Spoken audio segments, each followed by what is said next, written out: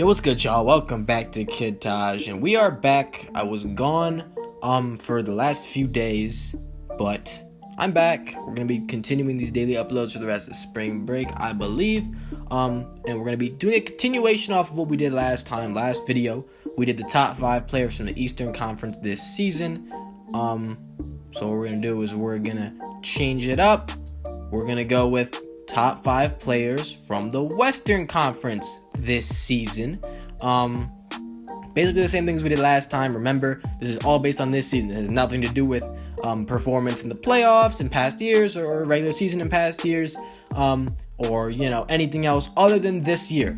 It's like if we had never watched basketball before and we just started watching this season, who we would think is the best, that type of thing. So yeah, we're about to start that. If you enjoyed, don't forget to leave a like, comment idea down below, subscribe if you're new, and let's get into this.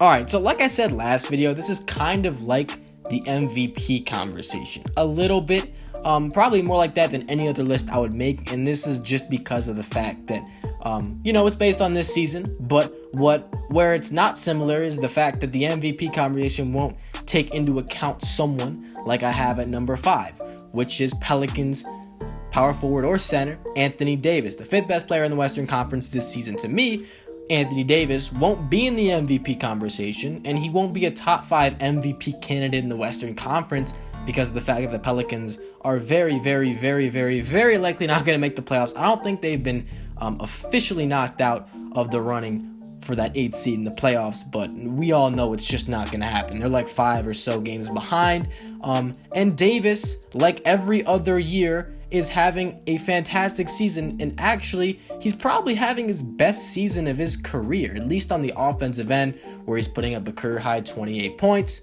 career high 12 rebounds. He's 51% from the field, 31% from 3, the 3-point shot. He's trying to get it going, and he has been doing that for the last few years. Still a work in progress. But one of the most impressive things about AD's game is his ability to play both ends. Unlike some of the great players, the high scorers, the guys that we can really acknowledge as some of the best players, some of the MVP candidates, this guy is actually super dominant on the defensive end as well as the offensive end, which gives him a boost above some of the other guys I thought, that I could have considered for this spot. But Anthony Davis has always been like the best player probably in the NBA that's not on a playoff team. I think I would go as far as to say that. I don't really think there's anybody else even close to him. In fact, DeMarcus Cousins, his teammate, probably is the only one. But Davis, these guys, they're not a great team. They're going to be better next year for sure, but not this year. He's done a great job. He's never the problem. But it's really great sign to see that Davis is healthy this year because health problems have been a concern. He hadn't played 70 games until this season, which is really nice to see. So yeah, Davis at number 5. At number 4, we're going to go with Kevin Durant. Okay, yes, Kevin Durant he's injured right now. But that can't stop us from acknowledging what he's done prior to his injury in this season. He was in the MVP running. He was top 3 or top 4 or top 5 in MVP voting before he went down with that injury. And I know a lot of you guys are going to mention about how, well, of course he's going to be doing good, and of course he's going to be high in the MVP conversation because he's on the Warriors. He joined the Warriors, and he's the best player on the Warriors, so by default, he would be in the MVP conversation. Yes, this would make the most sense, especially considering the fact that after joining Golden State, he quickly became the best player on the team in terms of versatility. The go-to guy, really. I mean, has the highest usage rate on the team. He's doing the most for that team, I guess I would say. I mean, honestly, Golden State is a system. They work through a bunch of different players, but we all know who the go-to guy is when Kevin Durant's playing. 25 points a night, 8 rebounds, 5 assists, and also with a steal and a block and a half. I mean, he's been great. Only 2 turnovers a game.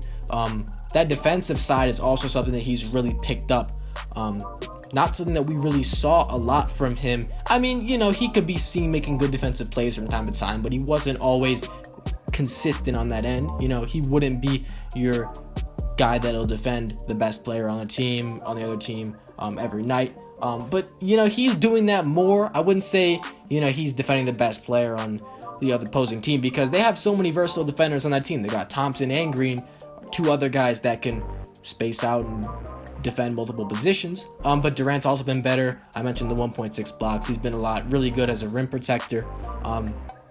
And of course his efficiency. I mean, this wasn't as impressive to me as it is to some other people, because, you know, Kevin Durant is getting the easiest shots he's gotten throughout his career. I think it's obvious that his field goal percentage would increase and it would be a career high no matter what. Just because, I mean, come on, when you're playing with Curry, Thompson, and Green, you're going to be getting open shots, good shots for you. 54% from the field, 38 from three.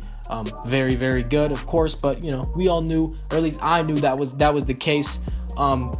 And maybe Durant might be higher on this list if he hadn't got injured. I don't think so, to be honest, but if we saw some better stuff from him this season, which probably it would have been hard to do, because honestly, these top four guys are so good that the fact that I put Kawhi Leonard at third is just, it's really annoying me. It's really frustrating to me. How is Kawhi Leonard the third? Like, to me, he's the second best player in the league. I've said that multiple times.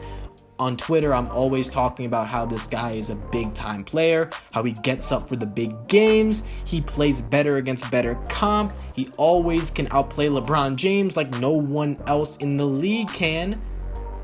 But he's third on this list, and that's just because of how good the top two guys have been. That has nothing to do with, you know, his lack of production, because he's been producing at an incredible rate. 26 points a night, 6 rebounds, 3.5 assists, almost 2 steals, almost a block, just 2 turnovers. He's always efficient. 48% from the field and 37% from 3 is fantastic for a guy that's seeing all the defensive attention in the world. But yeah, 26 points in a 34-minute clip per game. I mean, that's absolutely fantastic. You talk about the guy's leadership, the guy's ability to knock down big shots at the end of games, to raise his game when going up against another superstar, offensively or defensively. He just knows when to turn it up. He knows how to get key victories. He's got killer instinct and all that, and he's incredible. He's just an incredible player. And like I said before, the reason why he's number 3 is not for his lack of production at all. It's for the incredible production of these top 2 guys who, I'm so sorry, but I couldn't do it. Co-MVPs. I literally made a video a few days ago about how I thought that James Harden should have been the MVP. And I thought I made a good foundation for that argument. I was like, yeah, this sounds right. You know, James Harden, he makes his teammates so much better. Yes, he's got a better team, but he made that team better. And, you know, you didn't know those players that were on his team and stuff like that. I mean, I thought I was making some pretty good arguments. Not just that, but also the fact that his stats were not a whole lot. Like, they were nearly the same, or if not, you know, with his efficiency added in. But there's really no way you can dispute a Russell Westbrook MVP case. There's no way at all. And I don't think there's a way you can dispute a James Harden MVP case. You look at Westbrook's numbers: 32 points, 11 boards, 10 assists, almost 2 steals. Yes, 5 turnovers. I mean, actually, Harden actually commits more. Harden's at 5.8 turnovers. Westbrook's at 5.4. Westbrook, 42.5% from the field. That's less than Harden, who's about at 45. And Westbrook's at 34% from 3. That's just barely less than Harden, who's at 35% from 3. So yeah, efficiency is, you know, that's going Harden's way. But then Harden plays more minutes. Harden has better teammates. He doesn't have as much help as Westbrook does. It's crazy. It's absolutely wild what this guy does. Performances, like, I feel like Russell Westbrook watched that video, or he's just been looking into people that have been talking about Harden's the MVP. He's trying to make a case for himself, and god damn it, he's doing a great job. I mean, look at what he did against the Mavericks. Game against the Mavericks, what do you have? Something like 37, 13, and 10. Just a routine Russell Westbrook game. It's crazy. This guy willed his team on like a 14-0 run in the last 3 minutes of the game. He scored like 12 of those points and hit the game-winning shot. And then a few nights later in Orlando last night, he puts up 57 points. What was it, 11 and 11? 12 and 11? I don't know. This dude went absolutely nuts. He had the most points in a triple-double game in NBA history. And to top it off, he led his team's comeback. They were down like 22, and he hit a 3 to tie the game from deep, contested Oh my god, I couldn't believe it when I saw it. I was like, this dude is, I can't vote against this guy. What am I gonna do? What am I gonna do? So I'm like, okay, fuck it, we gotta do co-MVPs. Right now, the arrow might point towards Russell Westbrook, actually. But I feel like James Harden's gonna put up like 60 next week. Okay, maybe that's a slight exaggeration, but James Harden, he's been leading. Okay, his team's better. That's one thing to take into account. But do you guys understand how bad the Oklahoma City Thunder are without Russell Westbrook? It's unbelievable. So you can't take points off if he's being inefficient, if he's having a bad game every once in a while. Harden can have a bad game, but they'll win because his team is good enough to lift him up. I don't know what to think about this now. That 57-point triple-double is insane. It's absolutely wild. It's similar to what Harden did when he had 53, 17, and 16 earlier this year. But now Westbrook has a game like Harden's. And the difference between those games is that Harden, I mean, he blew out the Knicks at home. And not to say the Magic are good or anything, because the Magic aren't good. But they were down 22, and it wasn't Russell Westbrook's fault. And he oh my god, I can't. So co-MVPs, or if you really want to, I guess I gotta go Russell 1, Harden 2. Look, I know you might be thinking, well, this video is not about the MVP conversation. Well, damn it, when I talk about these two guys, it has to be about the MVP conversation. Because they're both trying to get the MVP. They both had great seasons. And you know what? Damn it, I'm gonna say this. Russell Westbrook's number 1 on this list. Harden is number 2 on this list. There, I said it. Russell Westbrook is number 1, and that is because of the fact that the MVP award might be distributed to Harden just solely for the fact that his team is winning more games. However, I'd rather have Russell Westbrook if my team's garbage. And, you know, maybe the circumstances, maybe I say something like this. If I have a good supporting cast, I'd rather have Harden. And if I had a bad supporting cast, I'd rather have Westbrook. But that doesn't really make any sense because we haven't even seen Harden with the bad supporting cast. I mean, maybe last year's an example. I don't know, but they didn't even make the playoffs last year. Harden's a better player this year. He's playing point guard under a different coach. Russell Westbrook on a good team. We've seen that. But, you know, the new Westbrook's been unleashed this year. I don't know. I mean, he's got to be the number 1 guy. I mean, he's a top 3-4 player in the league, right? So, you know what? I can't. I guess I got to go Westbrook 1. That's my list. If you like it, please express that on the video's comment. What do you think your list is for this? This was a goddamn hard decision to make.